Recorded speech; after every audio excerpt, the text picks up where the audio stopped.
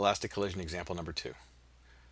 Two boxes are sliding towards each other as shown below. A spring is positioned between them so they will bounce off each other upon colliding. After the collision, what will be the speed of the red box? So I know this is an elastic collision because I have two bodies before the collision or interaction, and I have two bodies afterwards. If the number of bodies before and after are the same, it's an elastic collision. So I'll indicate that I'm using the conservation of momentum to solve. So sum of all the momentum of the pieces before equals sum of all the momentum of all the pieces afterwards.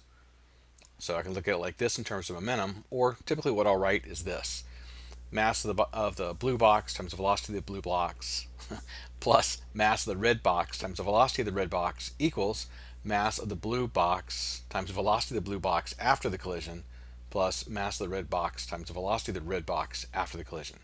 So you can figure out what my R and my B stand for. Now put in my numbers and my units. I can simplify this a little bit. If I look at it, I can suppress the units so I can see the numbers a little bit more clearly. And what I notice is I can actually divide everything, both sides of the equation, by 10 because there is a 10 in every expression. So there go all those zeros. And that makes it easy enough for me to kind of figure out in my head. Don't need the calculator for this one. So I'll simplify a little bit, and I get my velocity to be 1 meter per second. Since my final velocity is positive, that indicates to me that the red box is moving to the right.